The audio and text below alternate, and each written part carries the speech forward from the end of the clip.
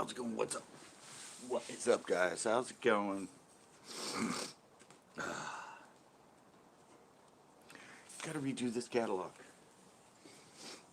Gotta redo this. Well, it's gonna be on get my website fixed. Gotta get CCB custom baits. Coherent.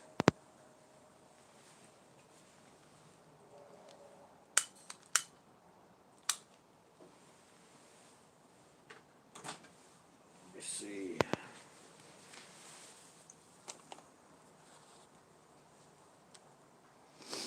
Yeah, it will sit behind me.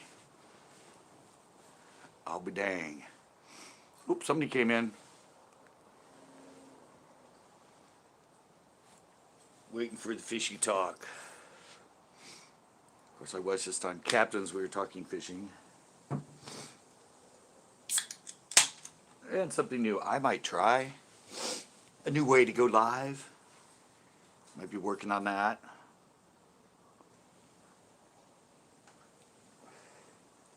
But yeah. Right now, just waiting for somebody to come in.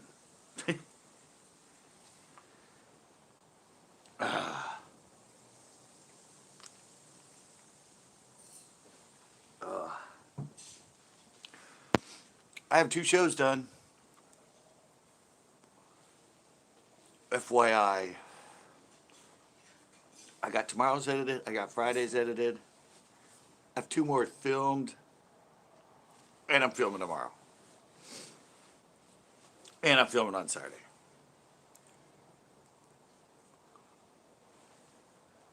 So, yeah, I got a lot of stuff set up.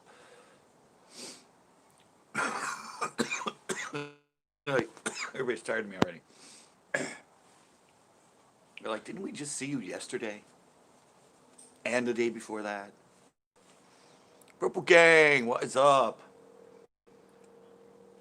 Finally somebody came in. I've been stressing for 2 minutes and 21 seconds. I think my hair turned gray. Not much, I was just saying I have 2 more videos done. Oh, and the Tuesday night, the skating fish is doing good. That's my new thing.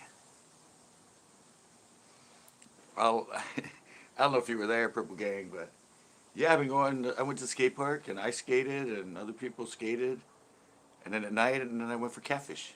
It's kind of cool. Get back into skating anyway. I'm a little old.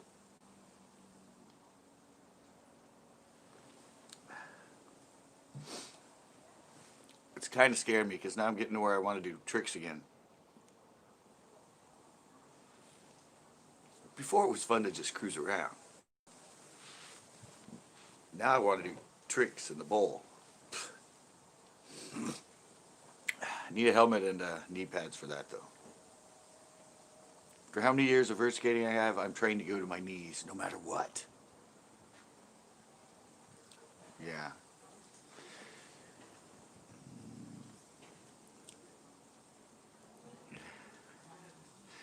Yeah. Yeah, I go to my knees automatically. Kind of reminds me of those old days with my... No, I'm kidding. I always go there. Yeah, I finished a show today. Show for tomorrow's already done. I have 2 more shows already filmed.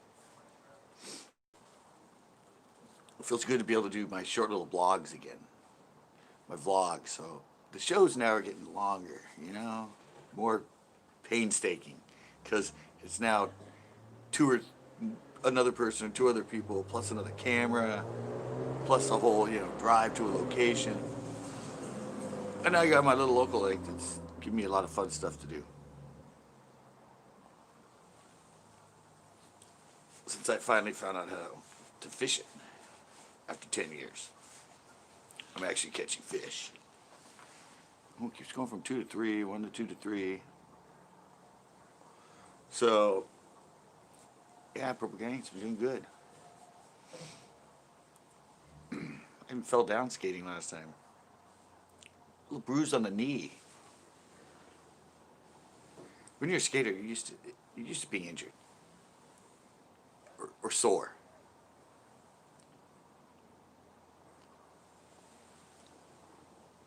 You almost don't feel alive unless you at least, hurt something once a week. Just a little tweak or a little slam. Keeps you feeling alive. Although, it hurts a lot more to fall down now than it did 20 years ago.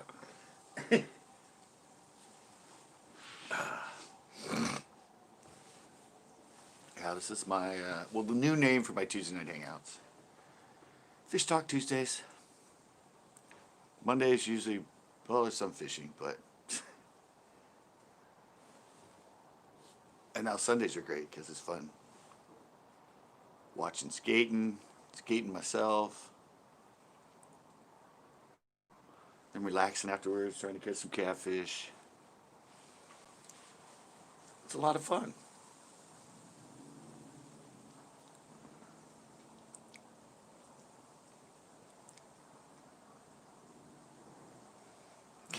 I know, exactly. Oh yeah, I love that. One of my best friends is in that. Party Boy, Chris Pontius. Skate friend of mine. Used to skate at his ramp at his house. Used to skate a lot of different places with him. Knew him really well, and then all of a sudden he became Party Boy on Jackass. And I was like, how the hell did that happen?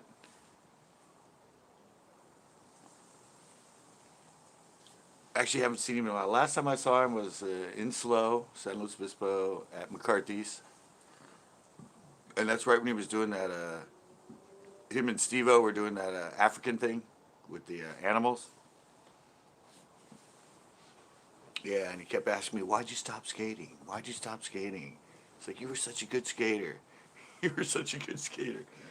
I was like, yeah, it was weird talking to him. I mean, he's now like in movies and doing all this stuff. And he's looking at me going, man, you were such a good skater. I don't know why you ever stopped. I'm like, thanks.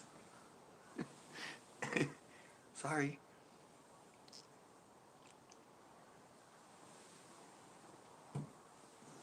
I didn't stop. I'm still doing it today.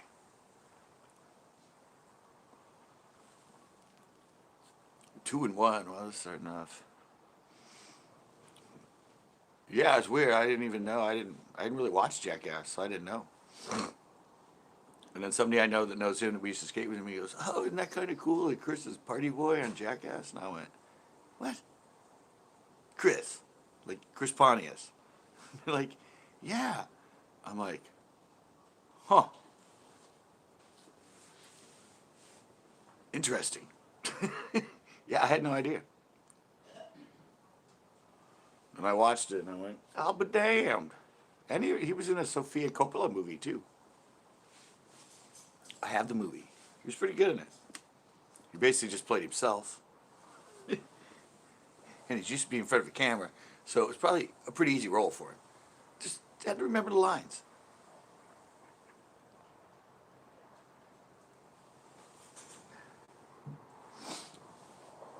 Yeah, so that was kind of fun. And now to bring it back into my lives is fun. And evidently I gotta do human fishing again too. Everybody, like, I was on with Captain earlier and he was talking about it, and other people when they get on, they're like, when are you gonna do human fishing again? When are you gonna do human fishing? I'm like, well, once everything kind of clears up and there's traffic down there. COVID killed it. COVID killed it. I still have the bait. Still have the bait and I still have the pole. Actually, now I think I have a new pole. Do I? Oh, no, that one I snapped away in half. The one at Nazi. Yeah, but people want to see the human fishing again, so that'll probably be coming back up. Maybe this winter, it's better when it's dark. It needs to get dark early, so, because it closes early. But, yeah. A lot of people don't know what it is still. Coughed mask on down. Yeah, down there you have to. I actually get fined if you don't wear a mask in Monterey. So I've gotten away with it fishing and skateboarding, but yeah, down there, yeah, some probably like 10 people would call. This guy's down here scaring people, and he's not wearing a mask. You need to come down here and get rid of him. Yeah, that was good days. I think I put up a best of. I think somewhere on my channel I have a best of. I did one or two of the best of human fishing.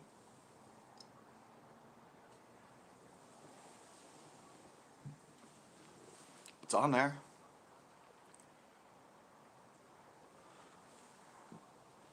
I know it is. So what have you been up to, Purple Gang? The other one talking back. I don't know who the other two people are.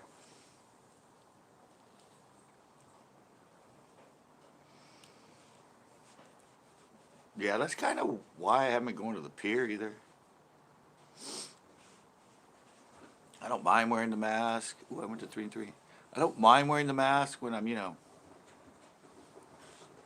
in a store and places like that, but fishing, it just feels weird. You just ended your live. I was just telling him I was in your live earlier. I was talking about bringing back the human fishing.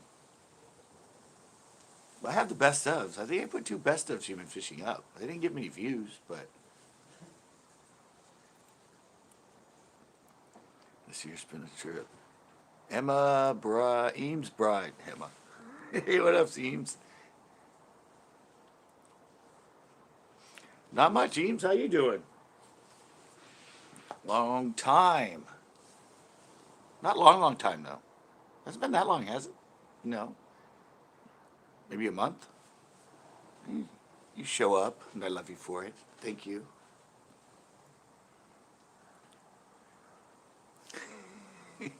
You're good? That's good.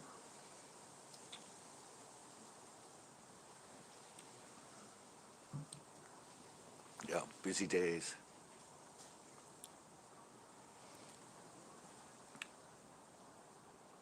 I remember when she was made in Taiwan. That's how long I've known her.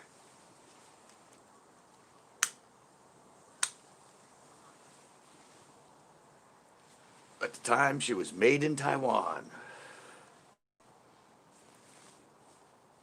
We go way back. Way back. Ooh, I'm at 9 and 4 now. Look, I got my Kellogg behind me, Captain. I'm a Kellogg behind me now. I can start doing props on the windowsill.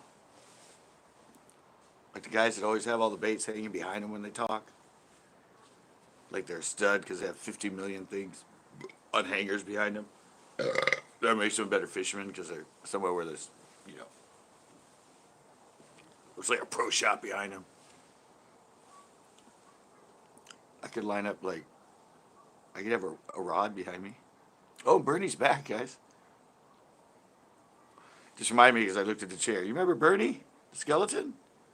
Yeah, he's kicking it in the yard right now. Burp rate 3.2. Busy days, busy life. Well, it's better than doing nothing all day. If I have nothing to do, I get bored. Drives me crazy not to have something to do.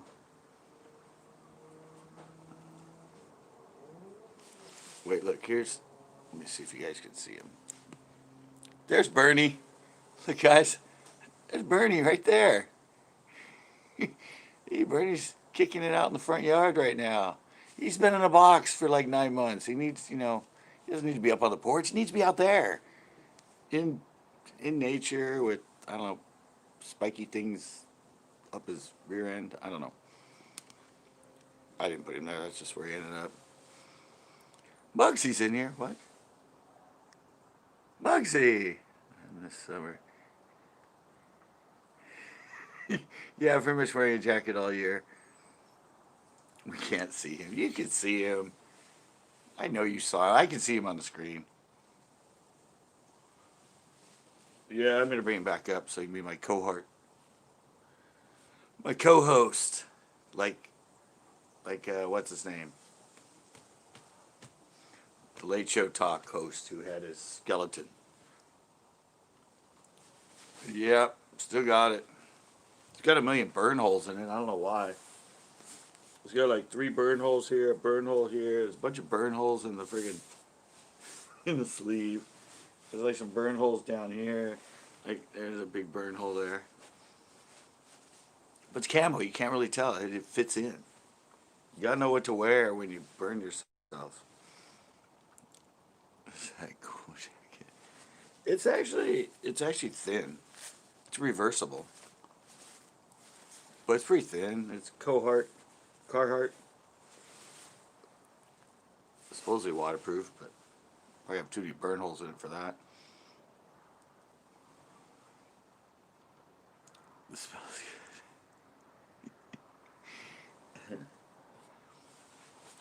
Yeah, I don't know. I have a habit of wearing that. Well, how many years in a row on my show did I either have a red or a gray plaid jacket I wore every single day?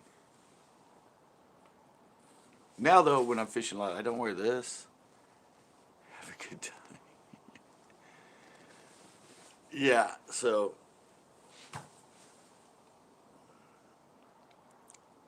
see you sometime. All right, Eames.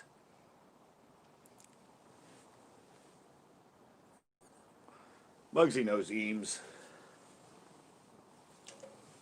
Purple Gang knows her.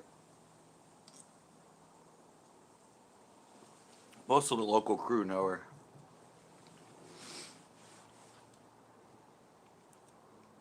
She does some cool stuff. First time I met her, she was at home with her the people she works for. I don't know if she's probably still doing it.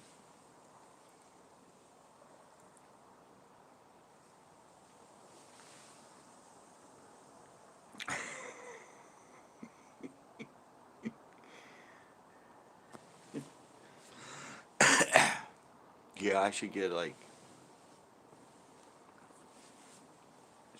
should get a konnichiwa. Konnichiwa. Uh, well, what the hell was that? Who the fuck cares? You told me that yesterday. I'm over my 50 gigs. I go over my 50 gigs every month. I go to like 100 and something. I don't care. Konnichiwa. You see that all the time. Because my clothing store for like 7 years was right by a sushi restaurant.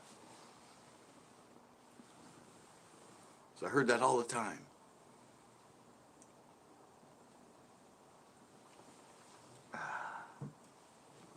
Oh, that was fun times too. Oh, and I have a documentary about my clothing store.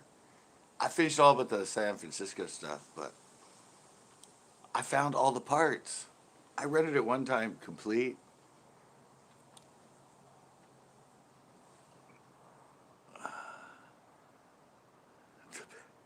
Um, I rented it really teeny, like the whole thing. And I found out that all the clips I had that I just slid together, I have them all separate and in bigger resolution. So I might start sticking at. I don't know. I want to put it up complete at one point, but I might start doing the segments on some of my members' videos. Yeah, I didn't think I had them.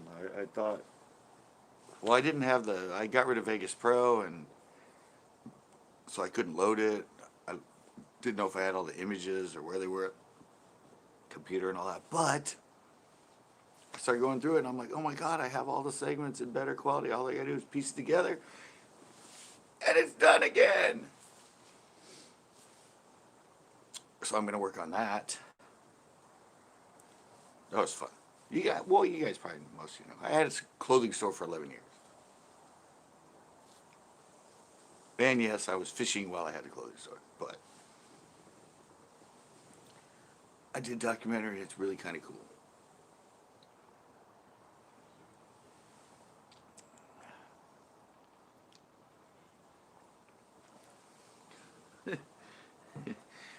Well, I said I don't know. Supposedly there's people down there.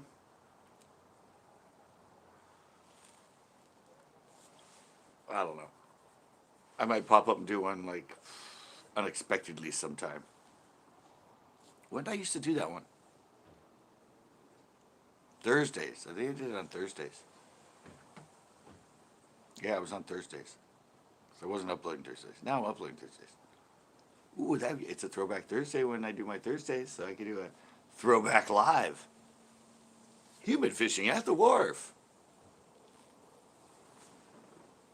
Yeah, I can do that unexpectedly. That might be fun. Just pop up every once in a while on a Thursday and do a throwback human fishing. That'd be a lot of fun.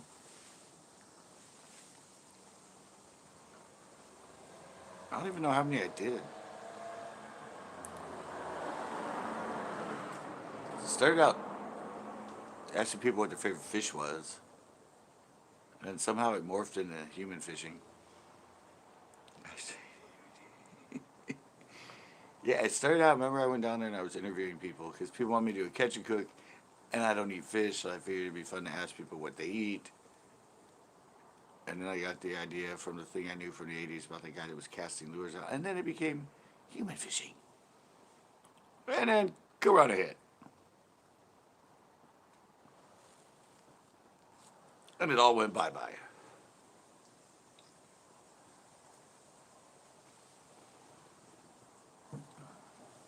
Fun times, though. Fun times. Actually, I put like 5 or 6 of those on TikTok. Yeah, it was a fun invention. It'll be back. I got time to do that. I'm still young. Kind of. 8 and 5. All right. Well, my knee does hurt pretty good. I guess I did bang it pretty good when I was skating. But hey, you know, what's a little bruise here and there? And I think I'm filming a show tomorrow, guys. We got another little heat wave here. I don't know. Not really. It was only a little bit. It was supposed to be like 80 by Thursday. And at Lake Elistero, for some reason, when you get a little heat wave, that's when I did so good there. So I got a couple more baits to go have fun with. Some more challenges to do.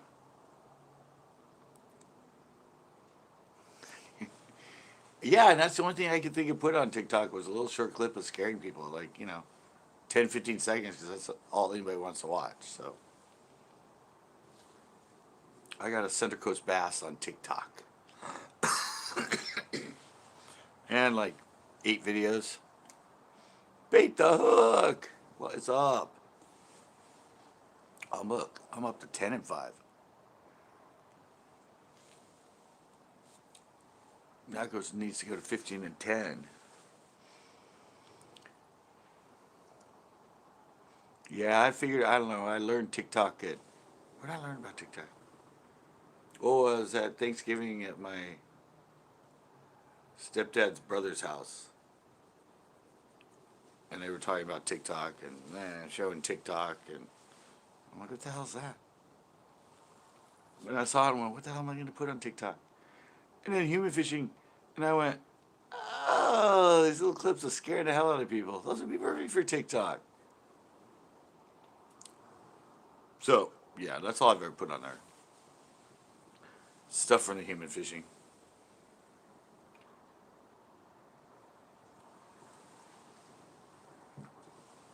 It was fun. That's some more I could do, but Chex-Mex. Chex-Mex is in the house. Not much, just talking, fishing mostly. Old human fishing. People want to see me go back and do human fishing. And I gotta work on my freaking baits again.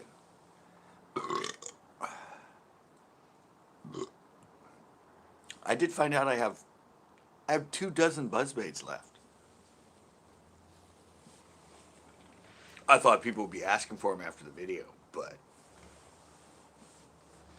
I do have 24 of them production made. It's time of year to throw them. Got like probably another month.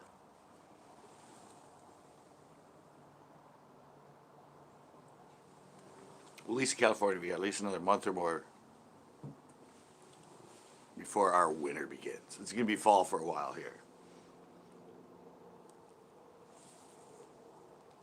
We haven't had any storms yet.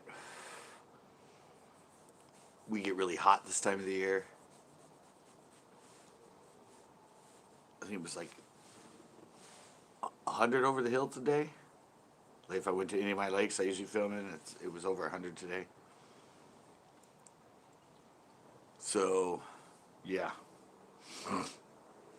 This is our Indian summer in California. And finally, this is fire season and there's no more fires burning. We had it so early. Fire season's already over in California, which is really unusual.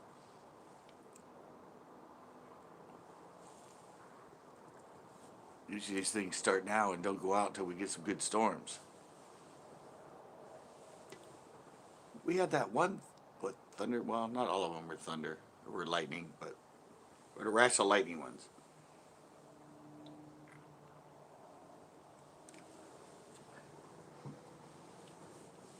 Yeah, I don't think there have been any new fires around here lately.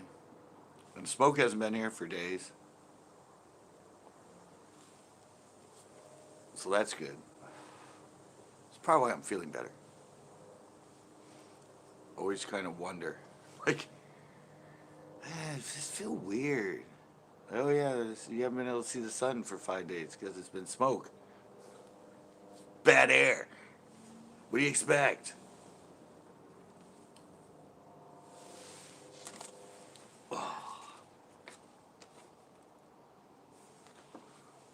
Remember this bait, guys?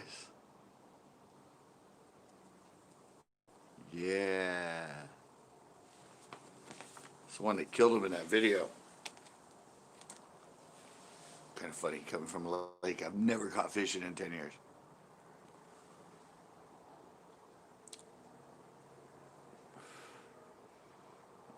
Lakes are getting low.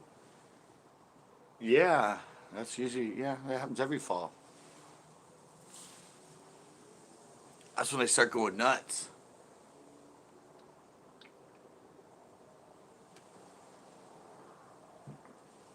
The water starts getting low in the fall, and they don't know if they can get any more water. They start freaking out. They just want to eat. They're like, fuck, I might die. I want to die hungry. Every meal's their last meal, they think. That's why they eat so much in the fall. They're paranoid. I might die. I don't want to die skinny. I want to die healthy and fat. My water's going away. I need water. Yeah, no, Allostero's staying the same.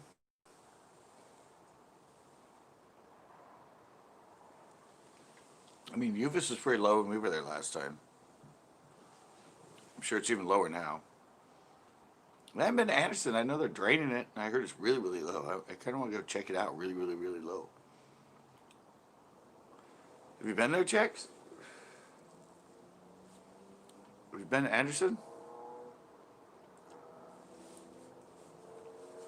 I haven't been there since I did that one with Tito, and it was pretty low. I'd fished it lower, but it was pretty low. Remember I did that one at Lake of a Million Tires?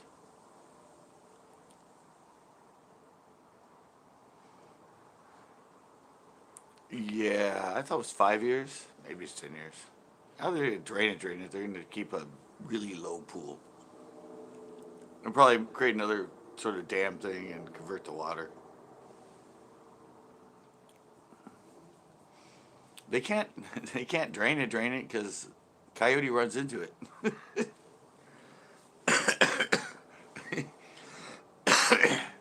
Coyote runs into it and they keep the creek flowing. So they're going to have water going through it.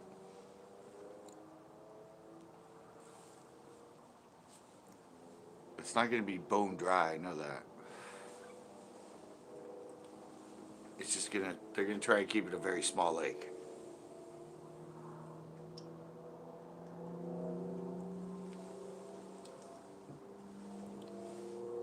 Yeah, I don't think they can stop that creek because that's salmon and trout spawn. You know how we are in California about that. That matters more than anything. Trump said we got to get those little fish. We care about these little fish. It's a problem with California. We care about these little fish. So that's why they have water issues. They let too much of it go to the ocean.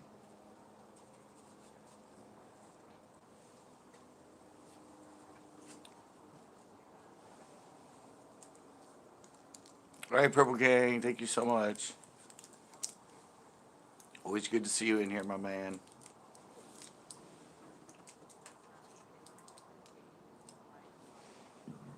And we got to see Eames come in. Okay, so can I have? Nah, I'm not going to show you.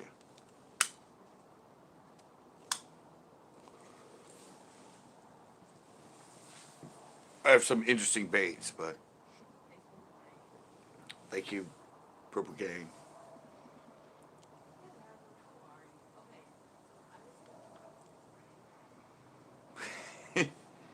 Yeah, they got to keep it flowing.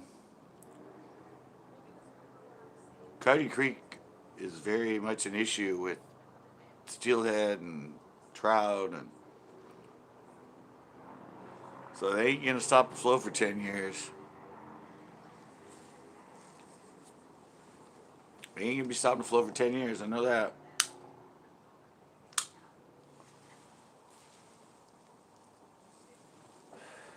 I know that's what people always say. Oh, they're draining it. Yeah, well, they're draining it. They're not like it's not gonna be like bone dry.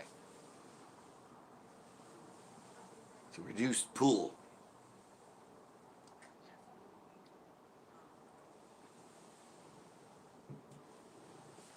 I said they have coyote. I mean, what if we have a big storm? Coyotes above it.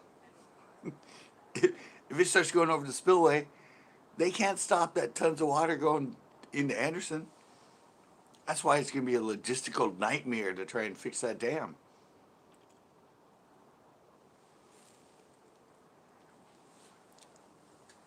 Because there's a lake above it.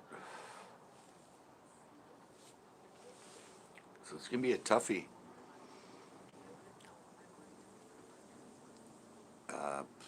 And not knowing what a winter might be wet or not wet, or I mean, they can't plan it going, we're going to start now because for the next 10 years, we're going to have dry winters. Yeah, right. One huge storm and it's toast. Flood San Jose like it did years ago.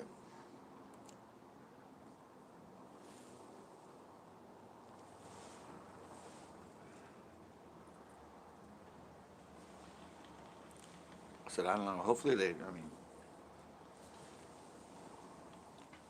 I really want to go see how low it is, though.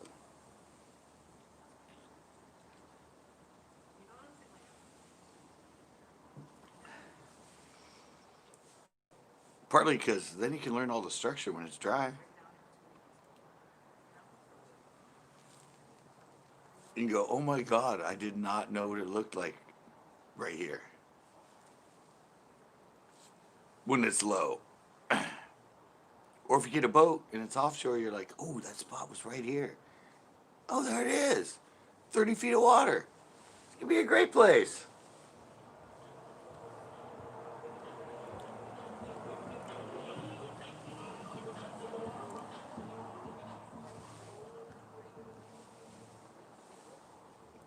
Yeah, I'm glad I got my new little local pond now.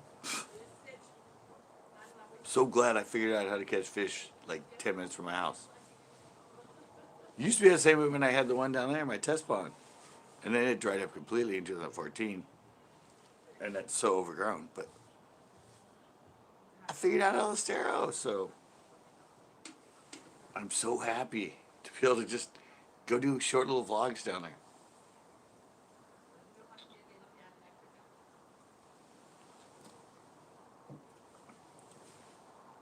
And Yeah, you guys see him. I'm filming quite a bit down there. Trying to film as much as I can because, we're getting into the winter time where it starts getting tough. So, start pumping out some bunch of videos.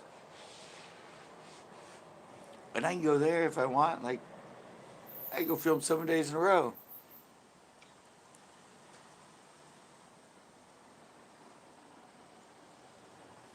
Yeah, drive down discoveries. I did have tips and tricks on that.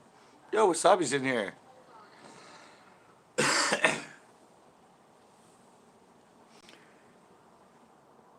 Yeah, but I said I'm gonna stack them. It's funny because I'm catching fish here in town, and Pinot is dead. That's usually where I went in the fall for like quick little videos, and they're just not biting there.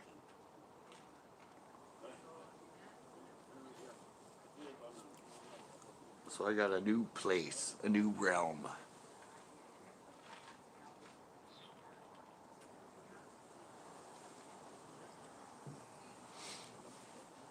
But yeah, it's all going good. Did you get enough money today, Wasabi?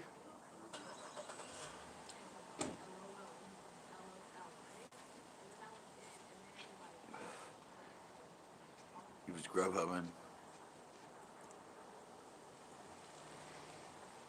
Oh really? You're still going back to a regular job? I thought your grub hubbing was working for you, man. But hey, each their own.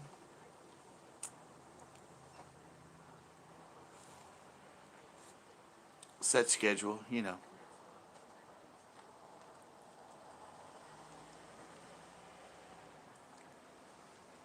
has COVID. I don't know. Chris said he went out all day Saturday and he didn't even get a fish.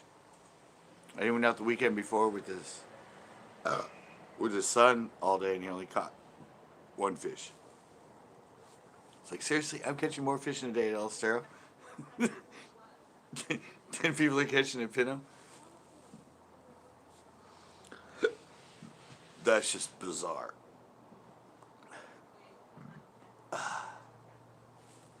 Yeah, I said yeah. You saw me, I cut him on the buzzbait. I cut him on the spook. Yeah, it's been. And I caught one last night. No, Sunday night of my life. At the very end, I caught a bass and I tried for the catfish, nothing. I threw the buzzbait for the last like 10 minutes and I caught one on it.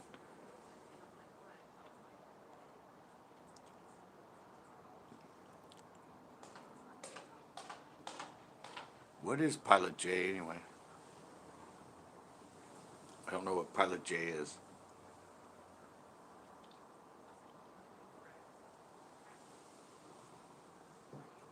I have no idea what Pilot J is.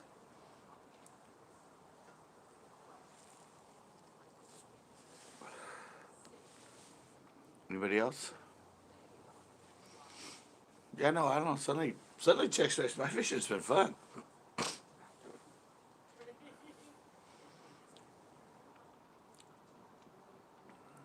It is a gas station.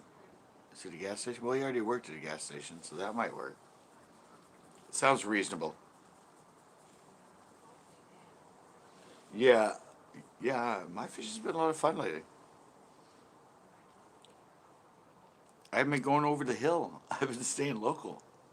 Well, I mean, we went to O'Neill Forebay, and I'm probably heading out to an outer lake this weekend.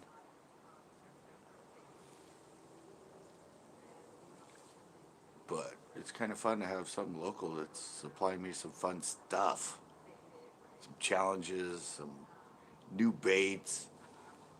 Everybody says I only know, you always use drop shots and flicking and Neds. You never fish active baits. And now I'm doing active bait stuff and exploring with that.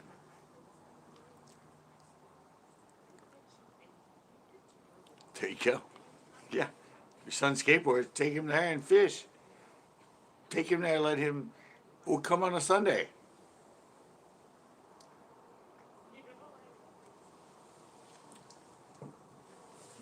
Come on a Sunday when I do my live. Then you can skate with me and be in my live, and you can fish.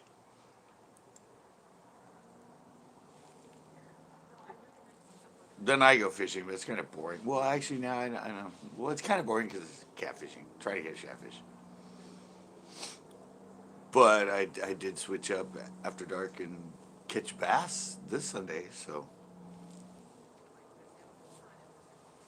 yeah, it's a fun park. Everybody there is really cool and mellow. Yes, it's a gas station. All right.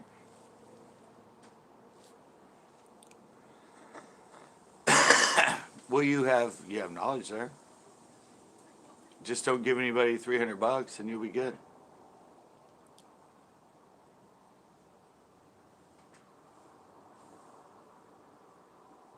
Oh, inside joke, guys. Inside joke.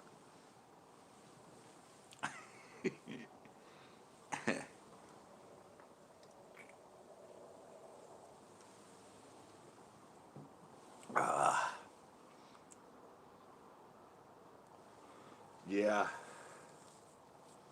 You guys like the new vlog style?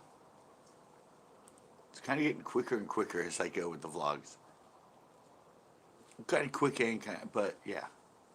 That's why the vlogs have always been there. Something that's different than an actual show. I use it for the Throwback Thursdays.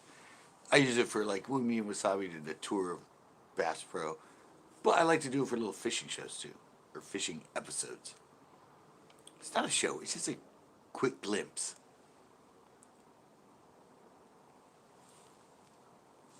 It doesn't have all the segments and conditions, all that other stuff. It's just a little fun, quick. How's that car beeping for? It's in his driveway, and there's nobody outside. Guess I'm not sure if they locked their car. Yeah, but I've been having fun with them.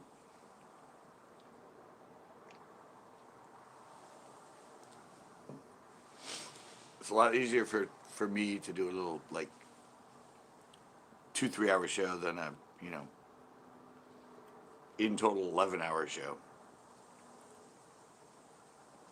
Traveling, multiple cameras, storyline. Vlogs have become a fun outlet. So he has a job interview tomorrow, guys. I change his lights someday. They do all kinds of things. I've said him on this for so long. But it kind of works with Halloween with this sort of eerie glow on the porch. Do do do do do do do do. Do.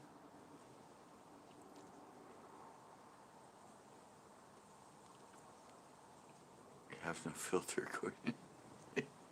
Yeah. Yeah.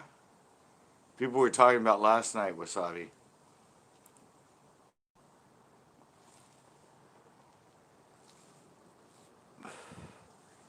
Yeah.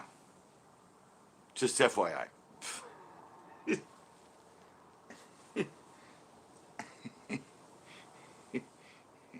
The whole what happened thing. Yeah, people were talking a little bit about that.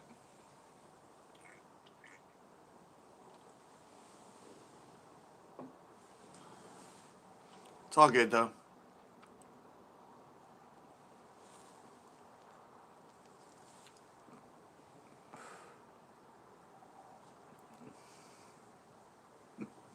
Yes, so there's that. Yeah. I already talked to him on the phone, so he's aware of the situation.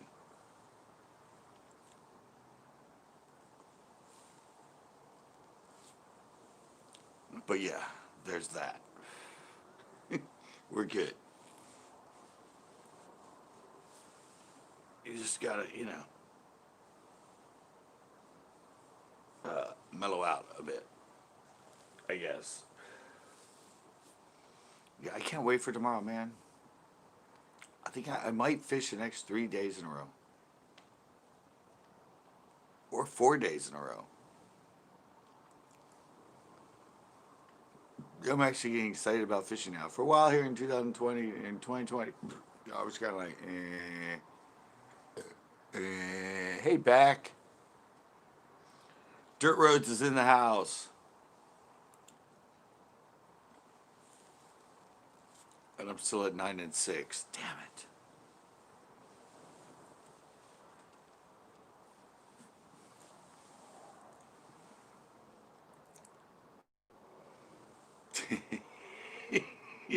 Well, he did some stuff, Checks.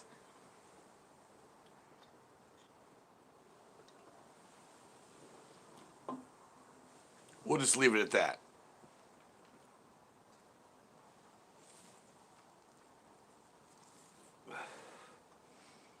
So, Backroads, have you been filming? Have you been fishing and filming, or no?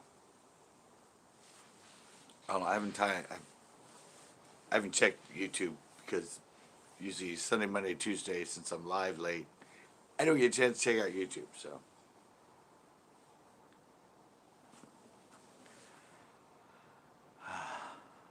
I've been limited to my access. My sitting out here just not live, watching videos, catching up on everybody.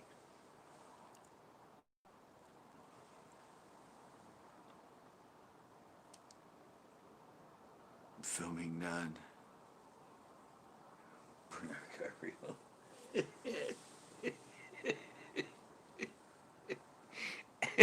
Burnout got real.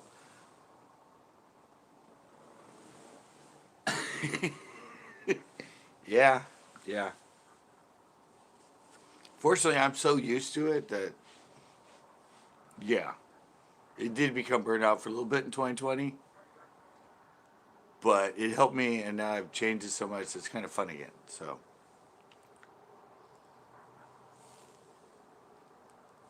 when you think you gotta make them,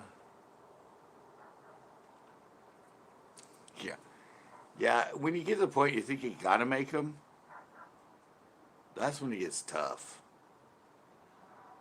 You gotta just do them because you want to do them, not because you feel like you gotta do them. I definitely had that this year because of everything going on and all that stuff.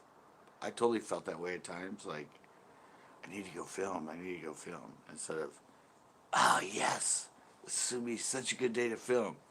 Yeah, it kind of went to the other way. Or it's kind of a pain in the ass instead of fun.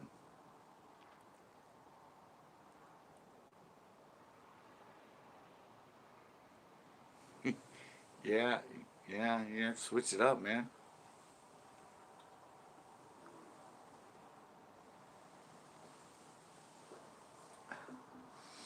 I mean, luckily for me, it's what I do, so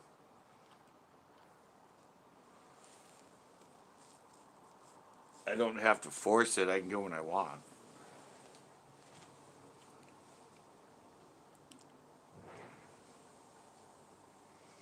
Yeah, you gotta get the right lights and all that stuff. It's kind of a pain in the ass to do it at night. I have some rigs I set up. Even this tripod on one side it has Velcro and I can put lights on it. Um, or you put a light on your chesty. Yeah, but even I know that's what I'm saying. Even this year with burnout and that, it was like I could kind of go any day I wanted, but I just didn't want to go. Lakes were crap. I wasn't catching anything. It was just like I have the freedom. I can go when I want. I don't have another job, but it was just sort of I don't know. I was, burnout, basically burnout.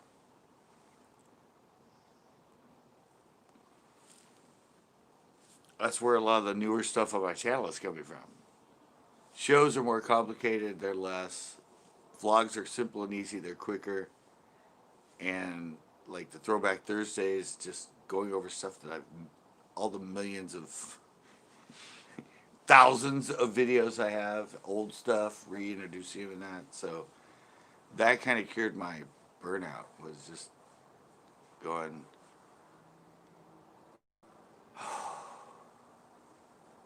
I don't feel like fishing, but I have so much. There's some way I can reorient it, make it fun again.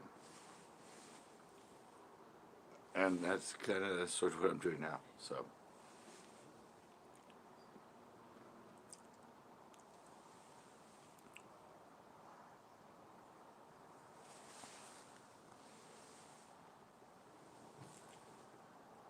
yeah, well, here in California, our fall goes all the way into like the middle of, on a normal year, all the way into November.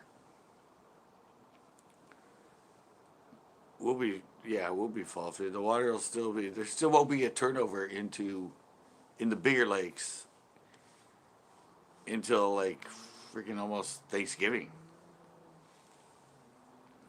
We have a really long fall here in California. And we're just starting to get into it now. Like it says, it's supposed to be 80 degrees here on Thursday.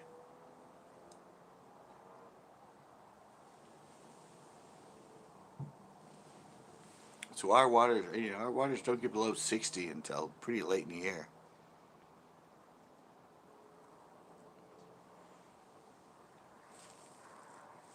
I hate going to the streams and seeing backstabbers. What?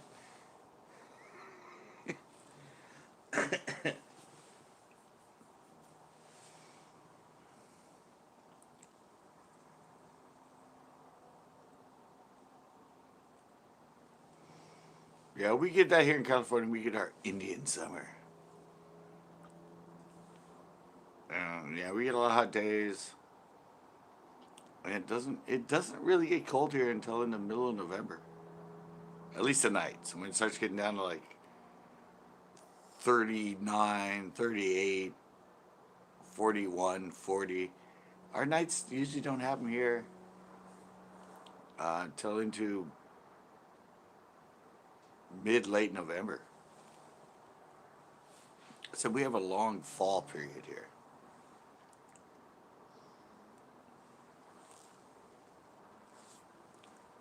For bass fishing. So I think our water now, most water now is still in the mid 70s.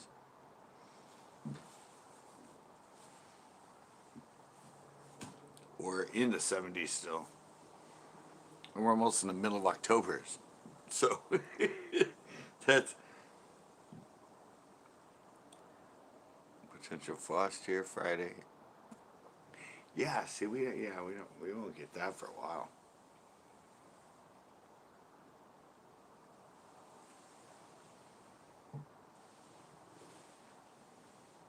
Yeah, sometimes late October and November we might get a frost at night.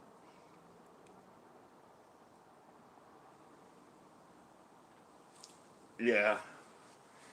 That's why I said for a lot of people with fall bass fishing, you need something urgent. And if it's just nothing going on all the way into November, or no storms, no nothing, and all of a sudden it turns nasty like overnight,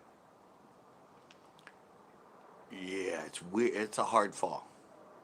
If you start getting some storms early, yeah, if you start getting at least some storms early or some cold snaps, getting in the middle of October into November or something, beginning of October sometimes, something that gets their attention, they're like, oh shit, it's getting cold.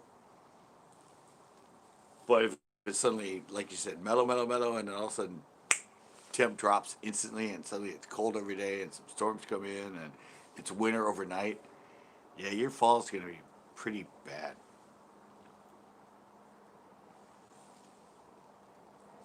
There's no urgency to them, and it happens overnight, and suddenly it's freezing, and they're all just go lethargic like that. You need a fall that has some early storms and some, getting it going.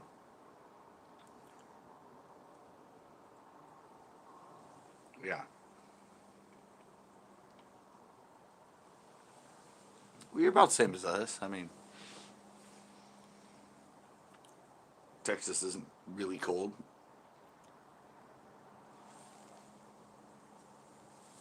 It's a similar fall.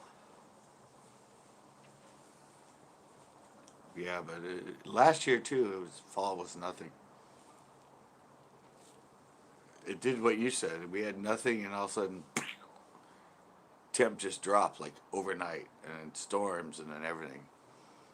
Wasabi! Thank you, Wasabi. Showing some love. You're always loved here. You always loved here, Wasabi. Yeah, well, leave it at that.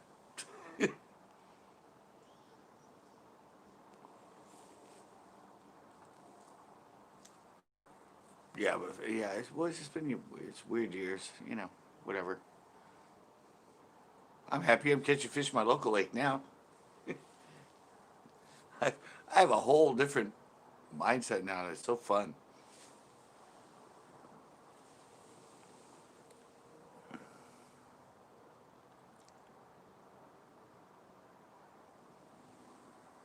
Yeah, we did. Yeah, it happened last year too.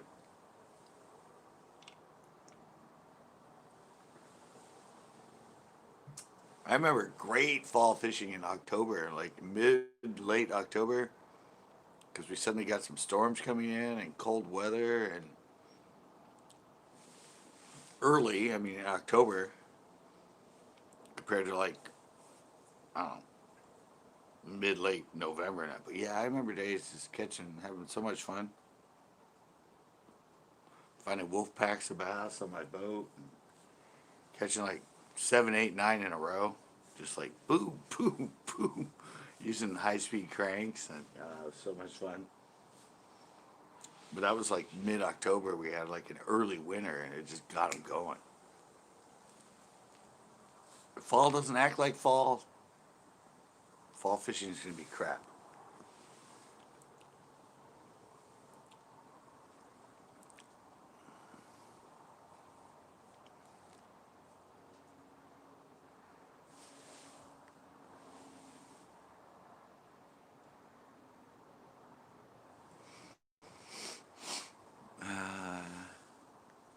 Oh yeah, yeah.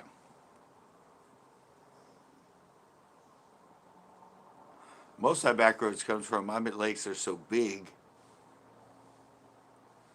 I mean, to work a lot of it takes, you'd have to like either walk out a lot or get in the car and move and all that. But Elster's so small, you can work lots of the lake in a couple hours, which is just not my style in most lakes. Is you have them in one spot and I'm only moving like 20, 20 yards this way, 20 yards that way, like a certain. But that's why this lake is so fun because I have lots of water to work and I can work in a short amount of time. Oh, went 8 and 8. That's good.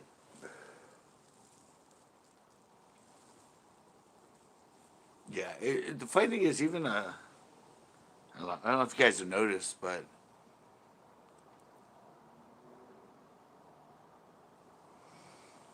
uh,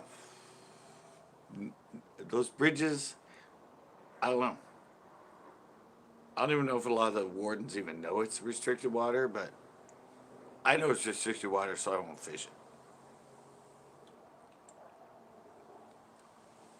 I'm gonna stand by my word that I don't fish illegal water. But yeah, nobody's ever gotten a ticket there. Some guy said he even asked the warden, and the warden didn't know, and he said, "No, I think it's fine here."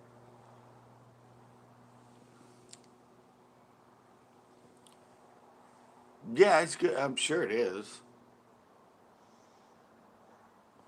but I'm not gonna fish it. Heck, I'm catching more fish in a day than a lot of them catch in that backwater. A lot of people go into that backwater and they catch one in a day, and and sometimes I'm catching like what with the buzzbait I caught six. It's like I'm catching them in the main lake where they can never catch anything. They have to go to their lake to catch one or two, with the illegal side to catch one or two. And now I'm catching more of them in the regular place that they never fish because they think it's overfished. Whatever. Whatever.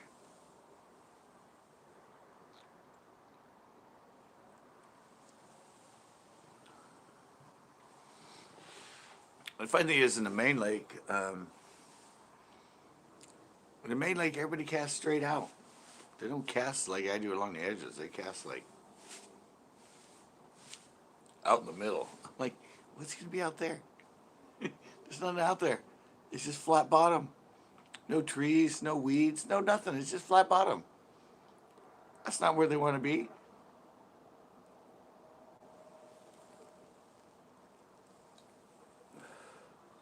People, you know, the thought of people that you cast it way out there. Way away from shore, that's where the fish are. No, they're all around the edges. Unless there's a rock pile or a brush pile or a drop off out there, they can be right around the edges in a lake that size. It's only like less than 10 acres. It's not a big lake.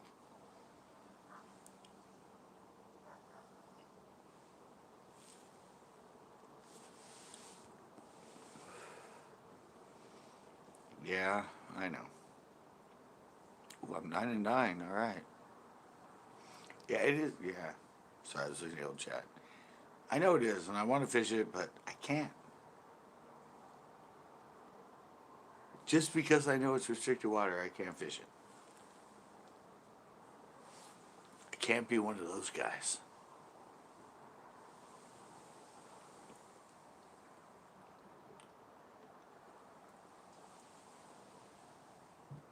I have to have some sort of integrity.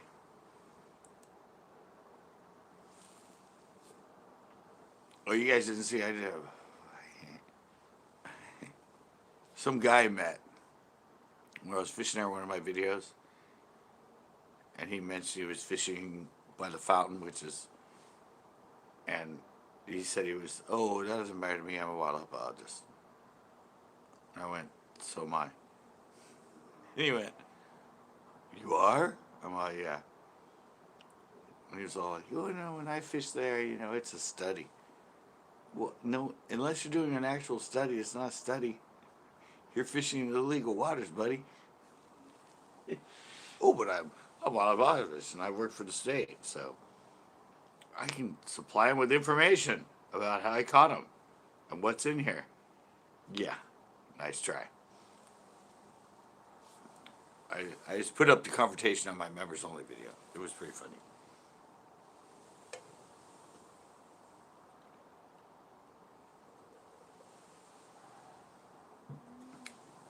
Pretty interesting confrontation with somebody that's full of crap. Doesn't know what he's talking about.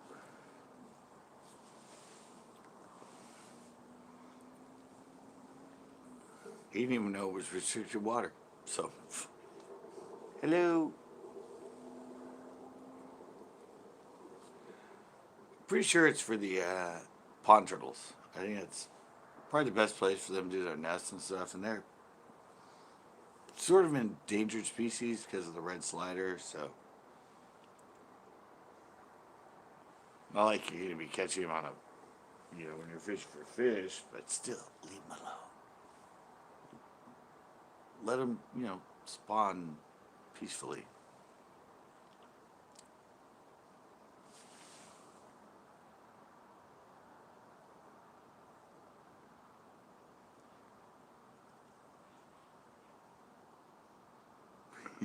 I know. Well, so some of my members only video it's pretty funny. It was hilarious, Backroads. Just the shock of him when I said, well, I'm a wildlife biologist too. NRM Fisheries Wildlife from Cal Poly. And he's all like, oh, do you know? And I'm like, yeah, don't pull all that shit. I'm sure you have names you can pull out of your hat that you have no idea who they are to make you feel like you're a better person and you're in with these wildlife biologists, but he's in the video. He's the one that catches a bluegill in that video. The spook video, I think. Yeah, but that whole big conversation that went on camera that I didn't put in the video, and that's what I put on my members only.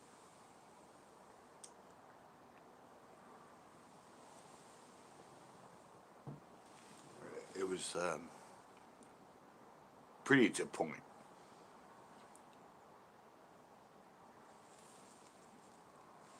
I will say that.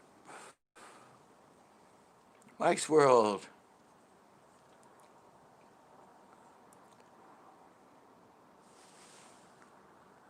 Moral integrity. That's what it's doing was right. Yeah, yeah, that's me.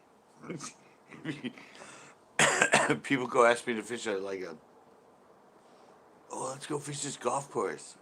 Catch so many fish. I'm all, do they let you? No, I've been kicked out a lot, but I'm like, nah, I'm not going. No, not me. I can catch fish where you're allowed to catch fish. I don't have to go someplace you not supposed to fish to catch fish.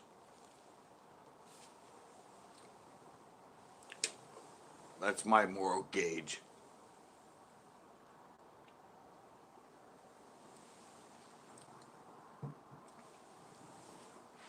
If I fish it, I'm supposed to be allowed to fish it.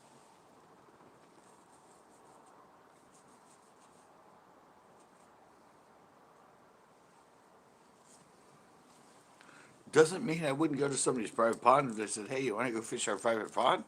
I'm like, hell yeah. If it's legal and you're inviting me, I'm going. This could be a lot of fun.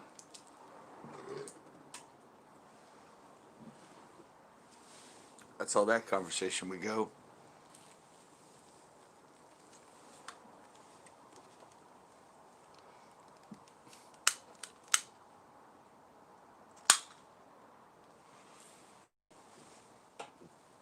I still have the spook down here from last night. I still have the spook down here from last night. Best color ever made, guys, I'm telling you. Florida bass. See that shine inside? It's hot, it's clear.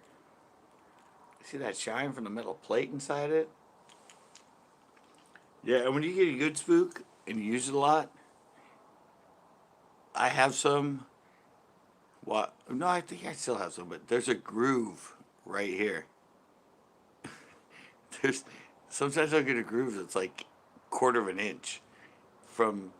If you fish a lot, the hooks dig into the plastic, and right around here you'll have this big groove in it. It doesn't happen as much on these littler ones, but when you get the regular spook and the super spook, yeah, if you have that thing for like a year or two and you work it a lot,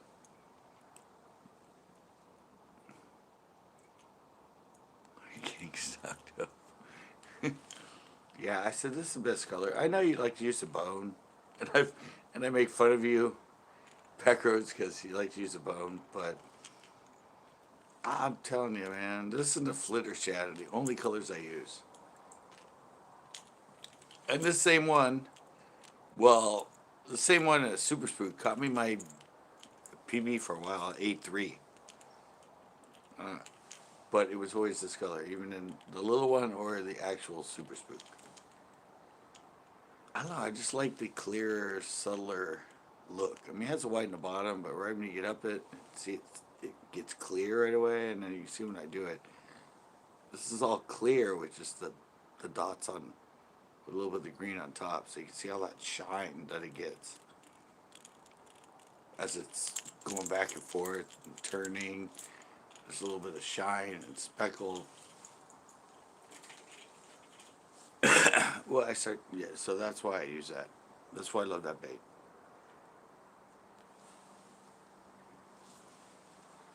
Flitter shad, same way. It's kind of transparent, clear, but it's got a plate in the middle. Green on top, a little bit of white, and it's clear with some sparkle on the side.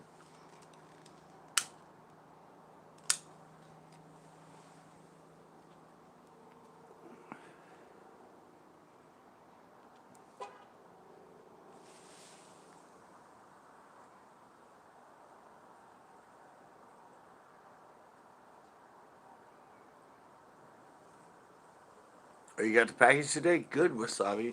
Um, yeah, no, that's when that color, that backroads, this color works best when you're fishing ultra clear water. I'm telling you, the clearer the water, the better.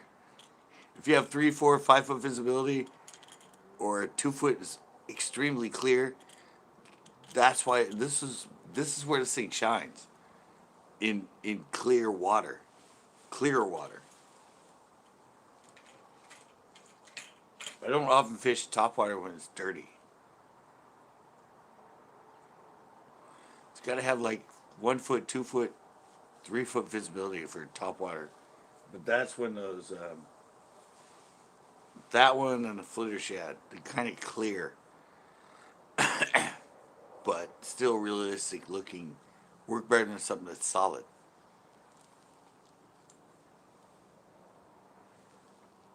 I'm just telling you, man. It's not baby bass. It's Florida bass.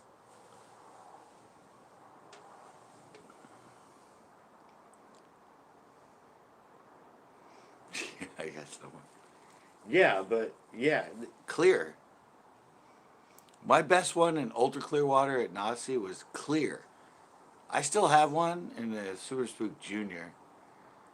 Clear, silver plate in the middle, little black accents on the side, black on top, just a little bit, and blue on the head. But majority of it was completely clear, but it had a silver plate in the middle.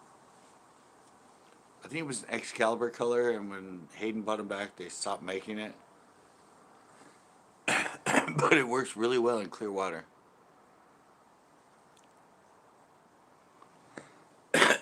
Yeah.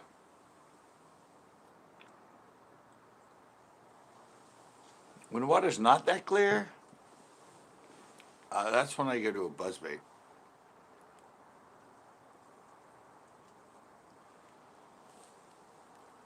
Buzzbait's much better in dingier water. Muddy water, dingier water, especially in the fall, buzzbait works a lot better. Nowadays, everyone wants to go to the whopper plopper, but I'd rather throw a buzzbait when the water's really dirty, but it's fall, or early spring when they're getting going to pre-spawn and they're getting up shallow now and the water's dirty. That's when the buzzbait works. And a dark color, like a black red or black blue. I sent you the wrong item? What? That sucks. Look, that's gonna be tough. Damn it! They sent me the wrong thing. Damn, Amazon.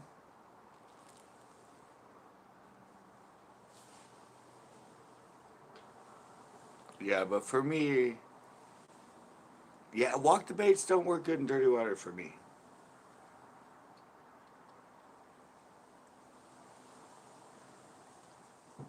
Clear water. Oh no, it's Wish. All right. No, but clear water, top water works better than walk the dog style baits. Work better than in dirty water. Dirty water, I'll go to the buzzbait.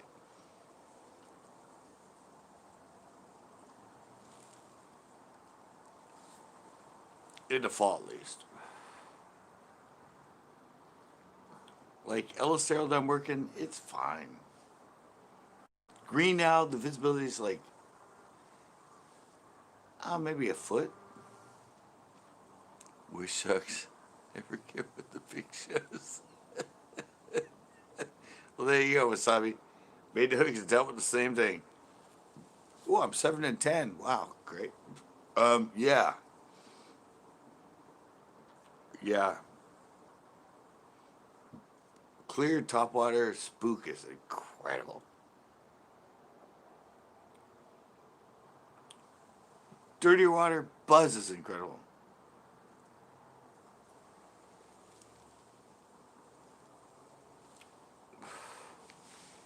Or the Whopper Flopper, some that has some, but it's really weird because Whopper Pulper has a deep bass, but it doesn't have the squeakiness that the buzzbait has. It's no because I'm really mine really slow and doing little pops. It's got the bloop bloop bloop bloop bloop, but it's also got that like weird squeak to it. You don't get that in the freaking Whopper Flopper. You can get a good deep bloop bloop bloop bloop bloop bloop bloop, but there's no little like squeak squeak or bloop squeak squeak bloop bloop squeak squeak bloop bloop squeak squeak bloop bloop bloop squeak squeak. I don't know. I just like saying it bloop bloop squeak squeak bloop bloop bloop bloop squeak. For some reason that was a sound I like making, but yeah, it's a different sound.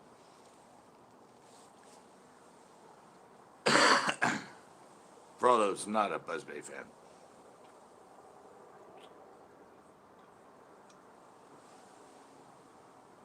And for all those that don't hyperplane it like Captain.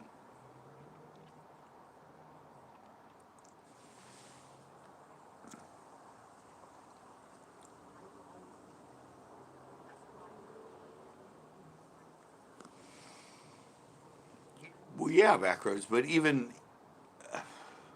certain things you need to do even in low light. Even in low light, I think the less visible the top water is, the more productive it's going to be.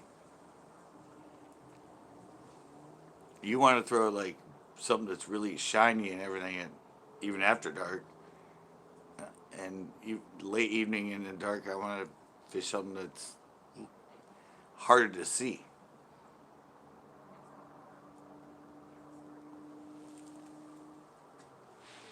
Like a natural fish that would be on the top. It doesn't turn white to go feed in the top at night.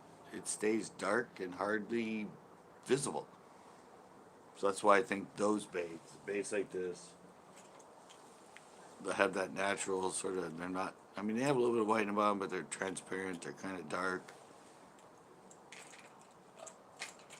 Personally, I just think it's more natural, even at night.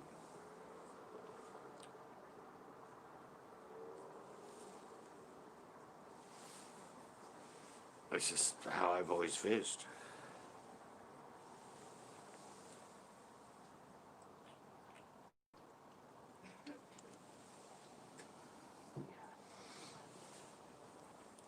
I mean, I'm coming on spooks in the middle of the day and stuff, but that's when I'm on my boat. You don't get much of that during the day. If you're on shore,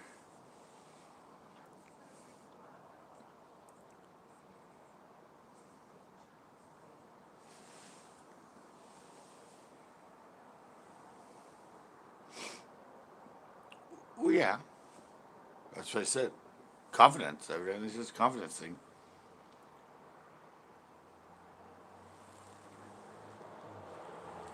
But some of it might have to do with your lakes aren't highly pressured. I fish a lot of highly pressured lakes, so a lot of people like you like brighter things, even at night. Something that's seen really easy when it's on top. I like things that are less subtle. And if I'm fishing a highly pressure lake where everybody's like throwing highly visible every stuff all the time around on top, I go something subtle. It might be enough of a difference that I catch fish and they don't.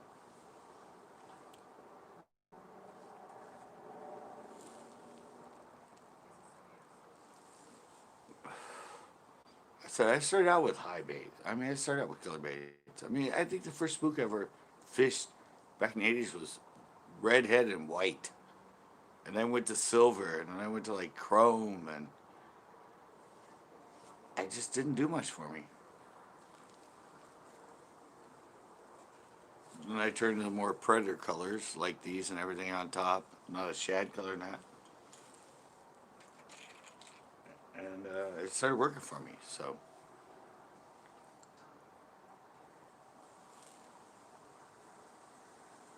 but it made sense. I mean,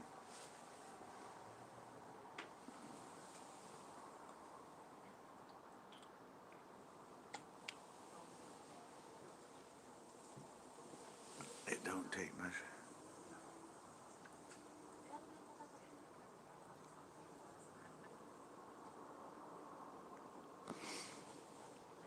50 acres, yeah. But I'm kind of relating it to the new pond I found. It's only 10 acre,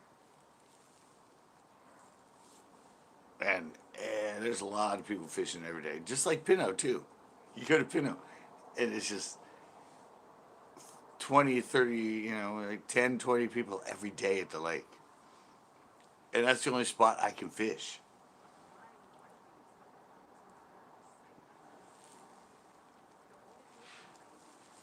I'm just saying, I don't know. I'm just saying, try it.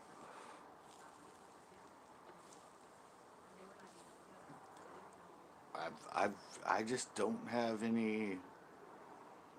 I don't have confidence in brighter colored baits for topwater. I've got a 6.3 on one that was a chrome and a chrome and black.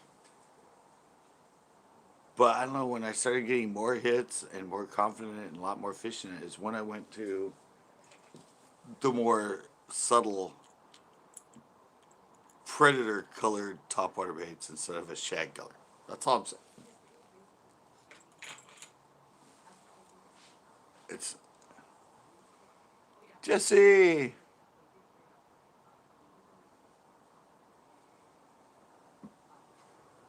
Really? I don't know. I'm not a big fan of the tiny torpedo. I'm more of a fan of the devil's horse.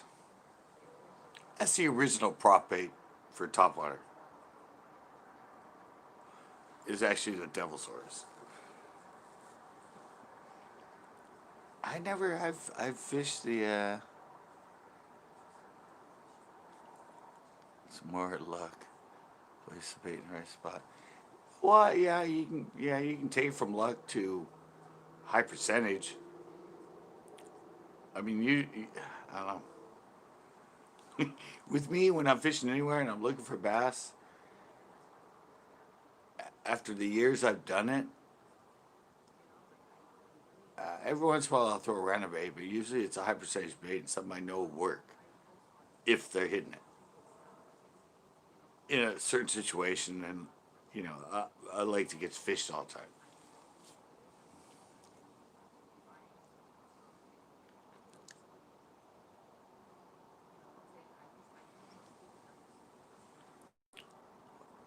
Yeah, I don't know. I think I bought a tiny torpedo in 1982 or something, and I don't know. I just don't like shape it. I just don't like the way it works.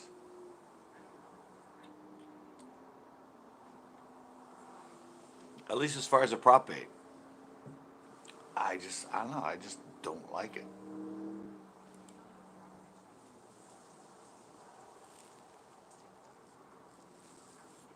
The devil's horse works a lot better, and you can catch little ones on that.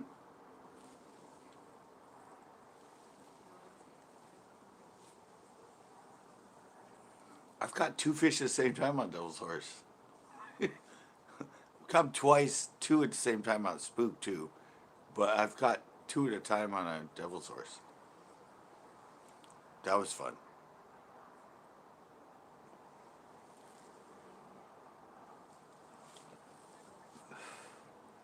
It's a great band. I just never.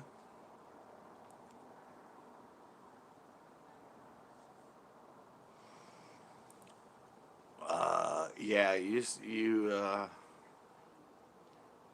know everybody likes to fish fluke right on top. I don't. I fish a 5 1/4 inch fluke with a 5/0 weight, a 5/0 hook. What's the devil's horse? Yeah. I can show you. I have the one. I have one. It's like 20. Nah, I think it's over 20 years old, but I have a devil's horse.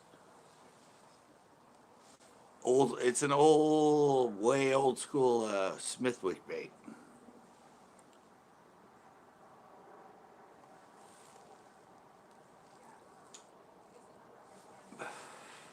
I'll go grab it. I know right where it is because I'm looking at it and I want to fish it.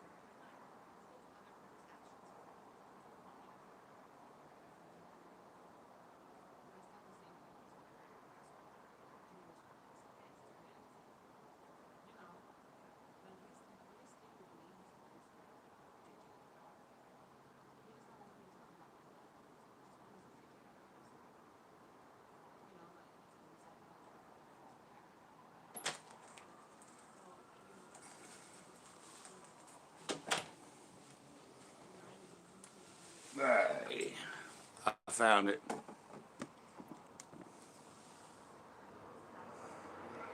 Really?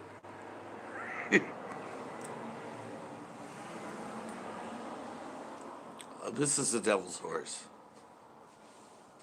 And hold it like that so you can see it. And this is like one of the best colors. You can see a little sparkle in it. It's actually kind of yellowish on the bottom. Orangish. Green on the side with a black top. This is one of my favorite colors of it. But yeah, it's double prop.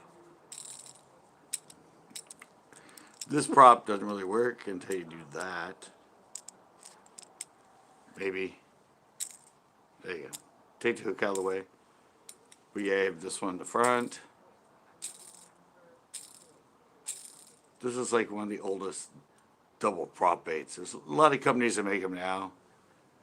But this was the original, the Smithwick. 3 hooks on it. It's thin. I mean, it's like the size of a, it looks like a Senko. I mean, seriously. A little bit wider, but yeah, with the 2 props. Yeah. I used to love this bait in like late 80s, early 90s, and I just haven't fished it much. But I still have this one. And I'm telling you, this bait, it's got some cracks in it. It's balsa wood, by the way. It's made out of wood. That's why you got the screw locks into it. But yeah, I'm gonna do a show with. Well, I'm gonna do a show on this. Trust me. Yeah, I already have a plan. I'm gonna go out and fish show with this. But yeah, this is the devil's horse. Yeah, you can either really kind of really slow and jerk it, or you can like jerk it and stop it, jerk it and stop it. But yeah,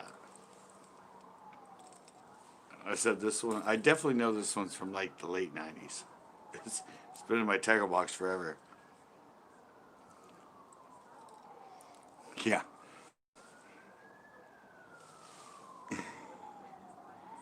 What was Sabby say?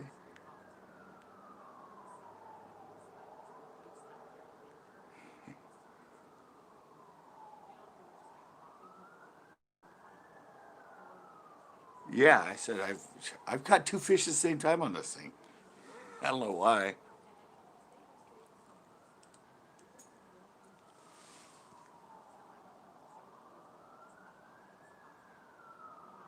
Yeah, right time. Yeah.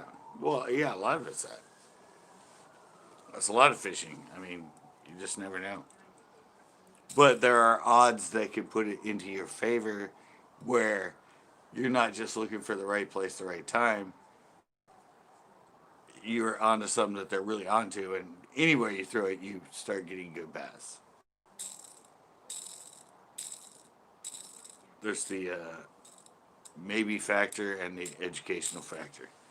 But yeah, this thing, I'm going to do a video on this real soon, guys. So hopefully it works. I mean, I don't know. It's caught me a lot of fish. So I'm going to have to bring it out of retirement and see if I can catch some bass on it.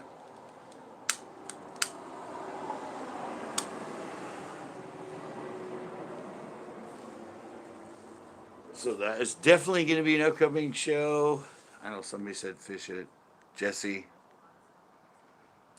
Lopez, yeah, said fish it. Yeah, it's going to be in a show coming up soon. Got it all already in mind.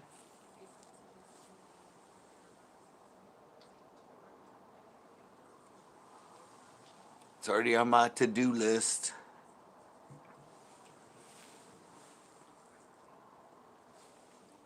Yeah, I said that thing's like 20 years old right now. I think I bought this in like the late 90s.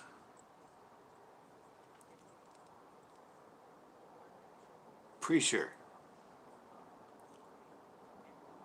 But yeah, see how the eyes are too? They're on the bottom. They're like in front of the bait and on the bottom. And I don't know, but yeah, it's going to be fun to fish a show with them. I remember how I used to fish them. I remember I used to fish this. I don't know if I did like just slow turning and a few jerks or jerked it a bunch and let it sit, but I'm sure I can figure it out. I just like all the sparkle in it. I mean, it's so sparkled out. And it's so thin. It's like such a little, thin ass little bait.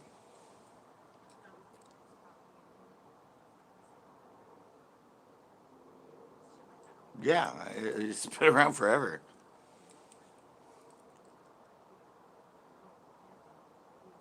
Okay, infomercial. Like the banjo and the flippin' minnow and all that stuff. No, I'm into one on that. I have it planned. It's already in my mind. I don't know if it's gonna work, but it'll be fun to try it.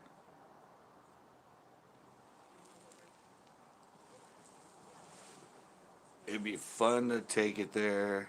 Banjo minnow, yeah. Banjo minnow, the okay. Helicopter lure. Yeah, yeah. No, I'm not getting into stuff that I don't like to. I like to do shows where it's stuff that's just freaking stupid. Yes, you can catch bass on any bait.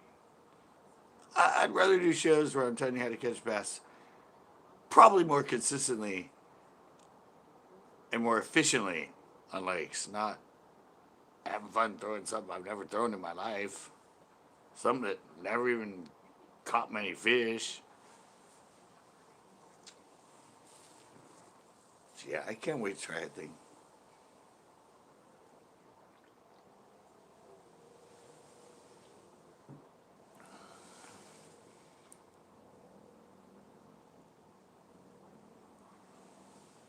Yeah, the banjo man, yeah. It's when you bring it up and let it slide into things.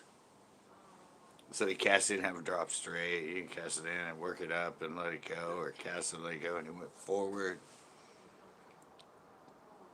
Yeah, live meals for free. Yeah, no, not not quite my way.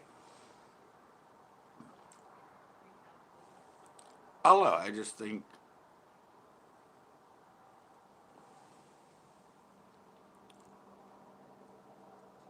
yeah, that was the Benjamin, the one way forward.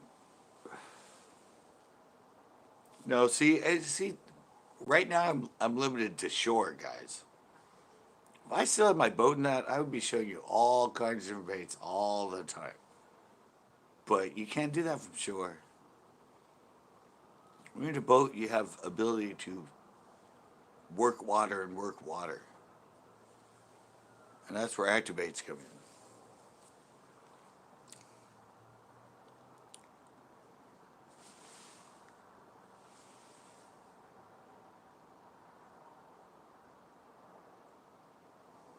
Okay. I fish with anybody. It's,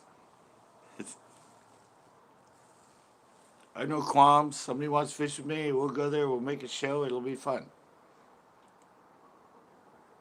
Hopefully, I can teach them stuff. Yeah, but it's gonna be a good show with that thing. I think I'm kind of planning it out right now. I'm kind of thinking of what's going on with where I want to fish it, and since we're having a heat wave, it might work. Banjo Minnow infomercial. There's we have Captain in here. He's our research guy.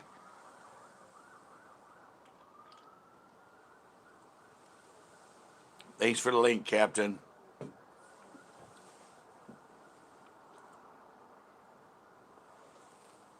Funny thing is, I actually have a show. It's an old show. I was fishing a fluke at Pinot, catching a bunch of them. And I talked to one of my friends, and I told him what we're doing, and you hear them. The funny thing is, you hear them on video going. They look at each other and go, "Banjo minnow time," and I'm like, "What?" That's what they said. Banjo minnow time. I don't know. This was like, I think it's like 2014 or something like that. But there was a really good bite. The lake was the lowest it's been in years. There's a really good bite of fluke in that, and we were catching them, and I hooked one, and I showed him, and you hear him in the background go, "Banjo minnow time." I was like, I looked at him and went, really? The banjo minnow? Yeah, it's pretty funny.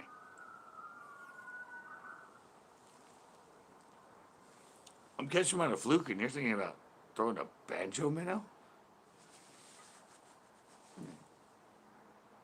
What? It was pretty funny.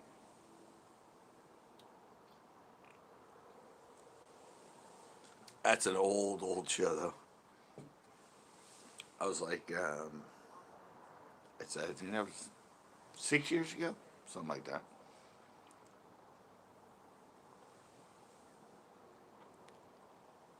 Yeah, that's what I was talking about.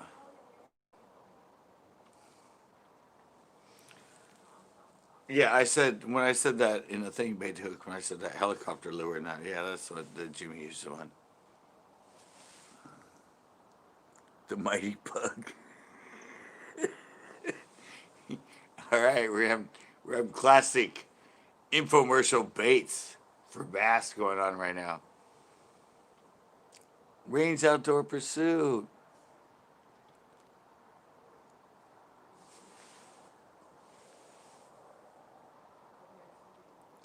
Nice. 5 a.m. surge. Try what bait the hook said. Flying over. Back out to look. Yeah, and we all have those lures. Banned from tournaments. Catches too many fish. Looks too real.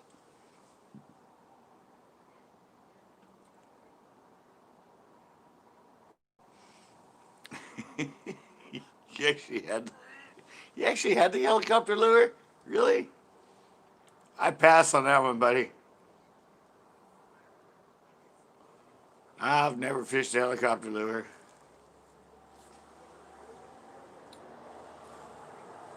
That's funny.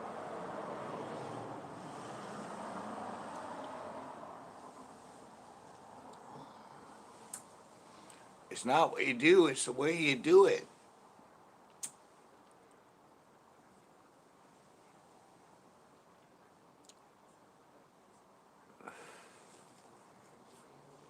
Me too, yellow words.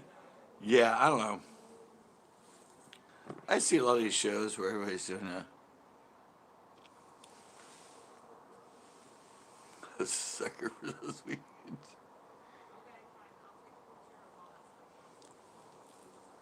Yeah, I never fell for any of that stuff. I always thought it was funny.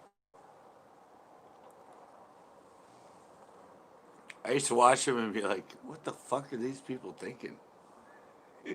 Are you that type of fisherman that you think this is gonna work? Seriously?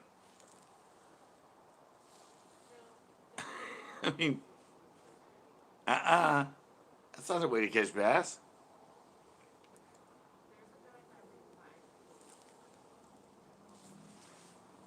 You need you need you need 12-pound mono and normal baits.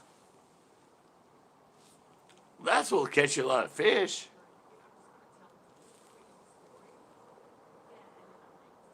I wonder how many fish I've caught in my shows.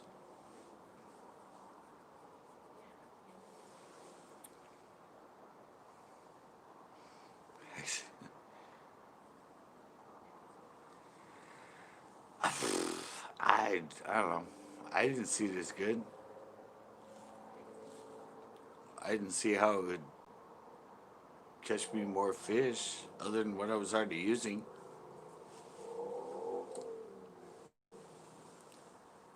I didn't see a benefit from it.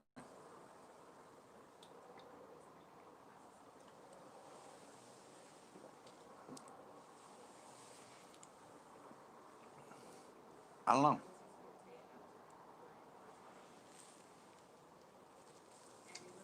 Difference, I guess, between the way I fish and most people fish because I didn't see anything.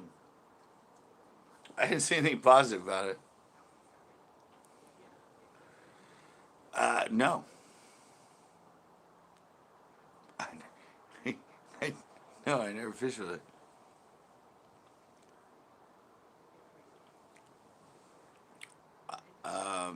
because I was a good enough fisherman at the time that I realized that's not going to benefit me.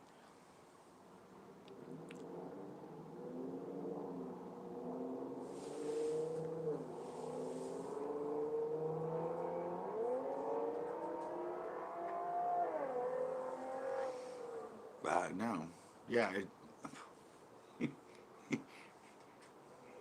No, Captain, I mean, it was no benefit to me. I left it to people that were less of a fisherman to use it, in my mind. I was already catching really good fish and lots of them. So,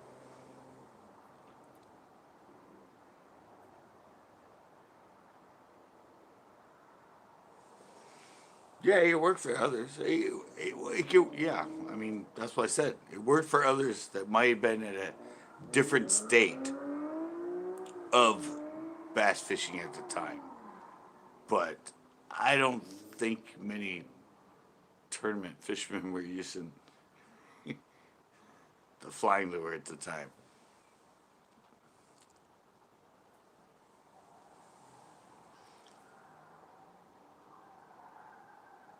Yeah, I just didn't see a benefit in it. I mean, it, I look at it as if it's going to benefit me, and I didn't think it would benefit me, so I didn't use it.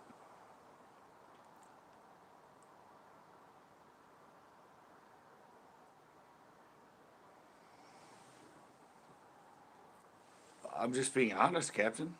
It was true. I mean, yeah, I'll be totally honest. I'm a good bass fisherman. I'm a effing good bass fisherman. I don't need that shit. It's just plain and simple. At the time, I was catching a hell of a lot of fish when that thing came out, and I was like, might be fun to play with. I could make a fun YouTube video out of it. Oh, wait. I have never turned of a fish. Only for crap. Well, no, you know me, Captain. I only say it was a true statement. It wasn't worth my time at the time because I was catching a lot of good fish on other stuff. It depends on where you are with your career and how long you've fished.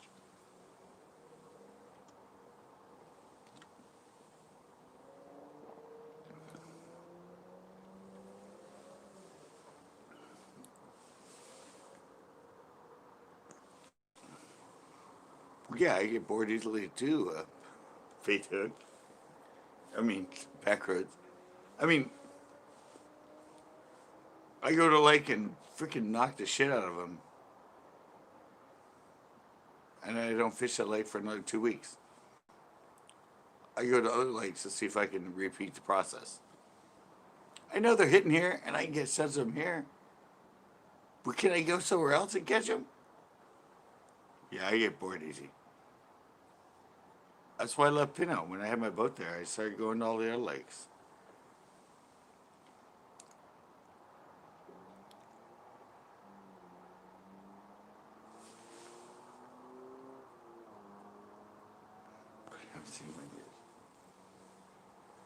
Yeah, but the baits all depend on where you're fishing them.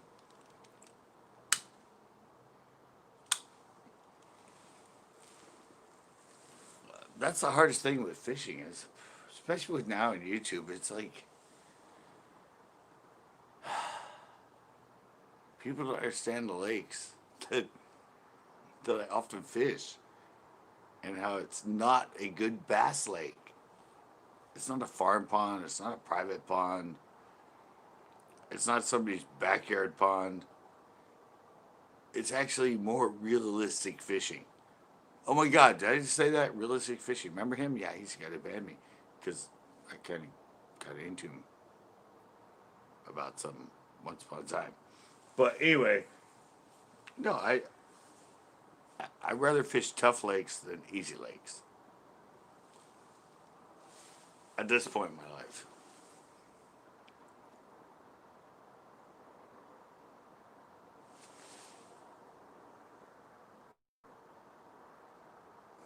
of wood. Captain's on it. He's got the link.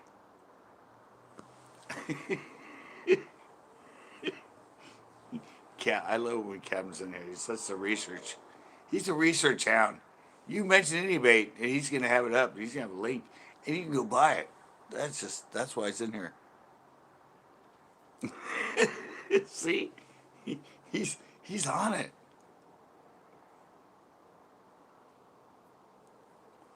I don't know. I don't know. That's just the way I fish. I've been doing this so long. It's like, well, it's kind of like the skateboarding now. Suddenly I'm going live skateboarding. It's something I've done since I was 10.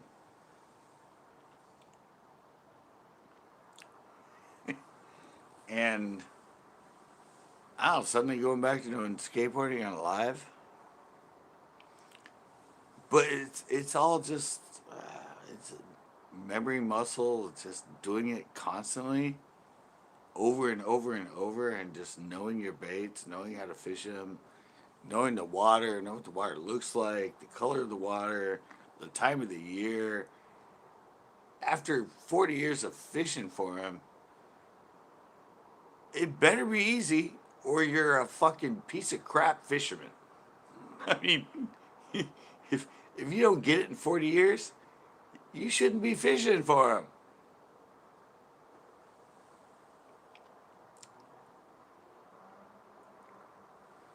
That's just my, I don't know, that's just my mindset myself.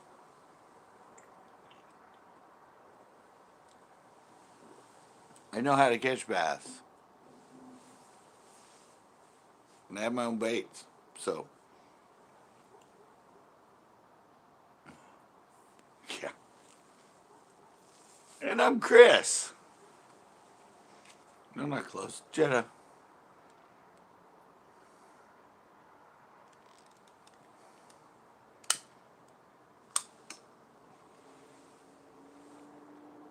It's a Buick. No, but I don't know. It's just, I don't know. I've done it long enough. I know how to catch them. I try to educate. I try to show people.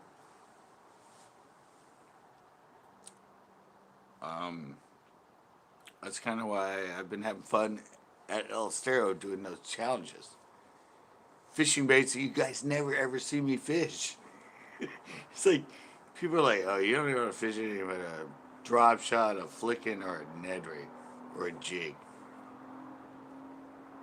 Show me top water. Show me this. Show me that. Anyway, I have videos and all that stuff way back from like 10 years ago, 11 years ago, 14 years ago. But it's just a matter if I like to go out and catch fish.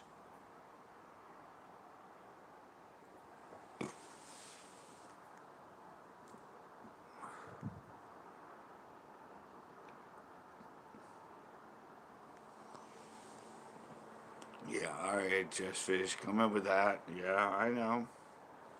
We had permission though. You were there. You were in the show.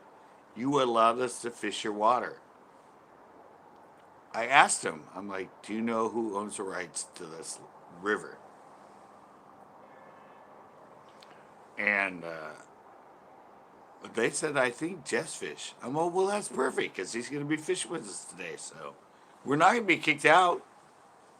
We're going to be fishing with the guy that owns the rights to this water. We're golden. Does that help Just Fish?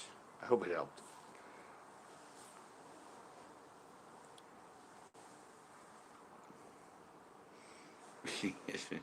Yeah, and I don't know. That's sort of the part of it.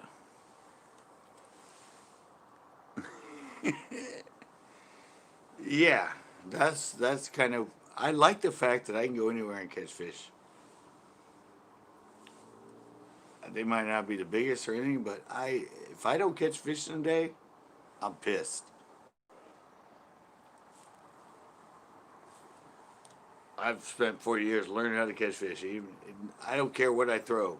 If you call it a sissy stick or a bait you should never throw or whatever. No. If nobody's catching anything, I'm going to catch something. I don't care if it's 6, 8, 10 inches. I'm going to catch fucking fish.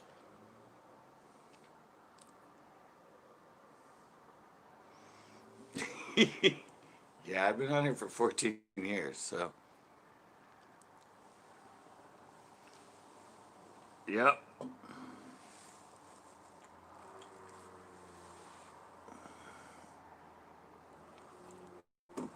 Yeah. October 6th, 2006. What date is it? I'm pretty sure that's 14 years ago. I gotta go pee.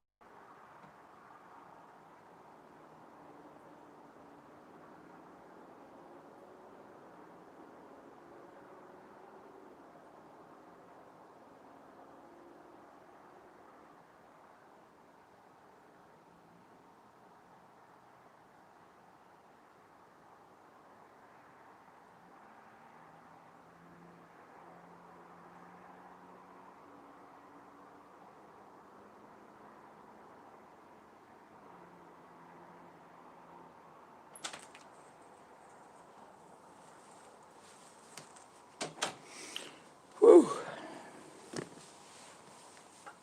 Worked out, I'm glad.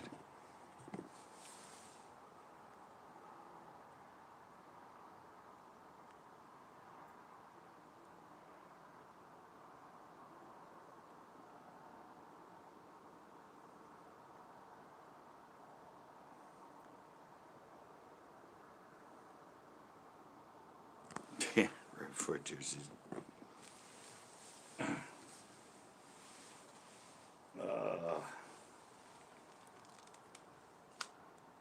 We're still lit. Oh my god. But seriously, guys, I mean, would anybody be on here if they spent if they spent 14 years on YouTube and only had 3,000 subscribers? Would would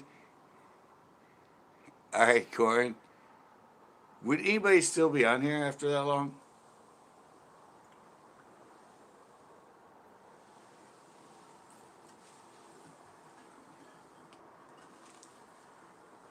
I mean, Captain mentioned that earlier. In one of my lives, I said that, and he said, "Yeah, 14 years, 2,000 subs. That's not good."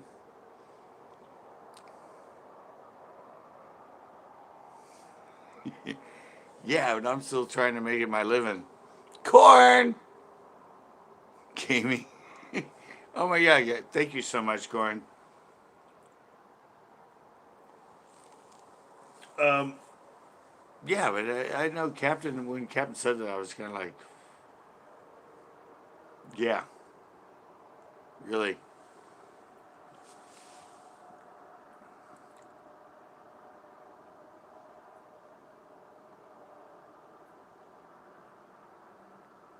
Yeah, I'm pretty sure. Okay. Yeah, that's why. Well, he said it to me. It was kind of like, yeah. I mean, I was kind of like,